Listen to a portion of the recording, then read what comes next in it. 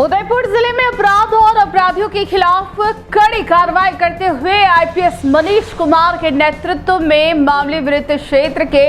8 कुख्यात अपराधियों की लगभग 2 करोड़ रुपए की अवैध संपत्ति कुर्क की गई है। यह ऐतिहासिक कार्रवाई भारतीय नागरिक सुरक्षा संहिता 2023 की धारा 107 के तहत की गई, जिसमें अवैध चल अचल संपत्तियों को जब्त करने की कानूनी प्रक्रिया अपनाई गई। इस अभियान को जिला पुलिस अधीक्षक योगेश गोयल के निर्देशन में अंजाम दिया गया,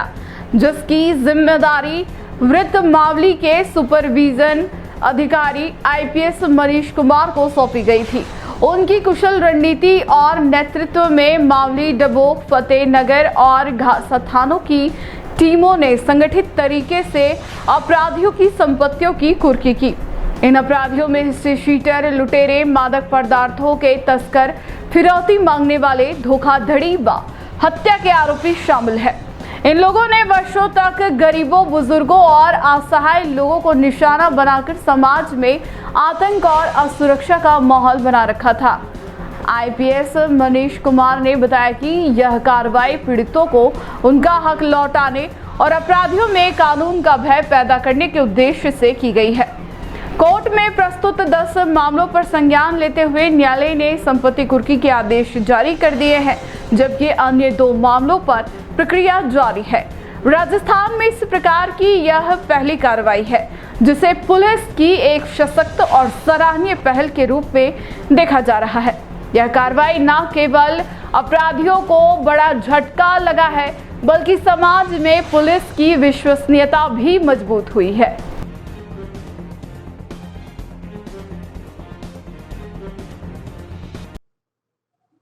जी सर, बताइए। जी देखिए, हमारे वृत्त क्षेत्र में कुछ ऐसे अपराधी थे जो कि विभिन्न प्रकार के अपराध करते हुए अवैध संपत्ति अर्जित कर रहे थे। ये सभी अपराधी आदतन हैं और इनके खिलाफ कई मुकदमे पहले से भी दर्ज है और ये विभिन्न प्रकार के अपराध करते थे, जैसे कि फर्जीवाड़ा करके, धोखाधड़ी करके, गरीब लोगों की ज़मीन हड़प लेना या फिर मादक पदार्थ की या शराब की तस्करी करना, फायरिंग करके, मारपीट करके, ज़बरन वसूली करना, इसी प्रकार के विभिन्न ये अपराध करके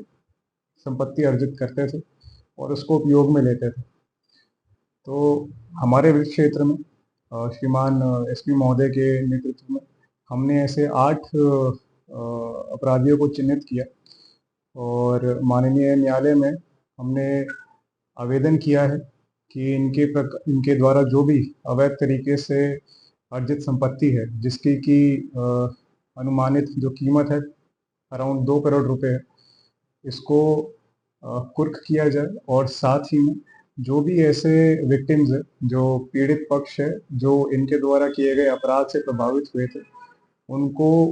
जो भी नुकसान हुआ था अपराध के दौरान, वो सब उनको वापस दिया जाए। ये आवेदन जब हमने किए तो न्यायालय ने इसकी गंभीरता को देखते हुए सभी आवेदनों पर संज्ञान लिया है और संज्ञान लेते हुए 8 केसेस में न्यायालय द्वारा इन अपराधियों को नोटिस जारी किए गए हैं और बहुत ही जल्द पीड़ित पक्ष को न्यायालय द्वारा आदेश के द्वारा जितनी भी ये अवैध तरीके से अर्जित संपत्ति है, ये कुर्की के पश्चात वापस दी जाएगी, ऐसी हमें आशा है। सर, इस नए एक्ट को लागू करने में आपको किस तरह की चुनौती का सामना करना पड़ा? जी देखिए, ये जो भी कार्रवाई की गई है वृत्त क्षेत्र में, ये नए आपराधिक कानूनों के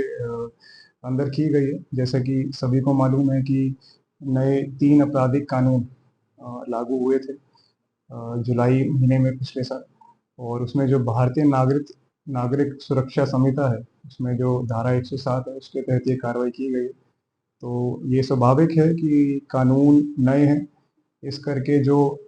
स्टाफ है या फिर जो हमारे कोर्ट में जो कार्यरत जो स्टाफ है या फिर जो हमारे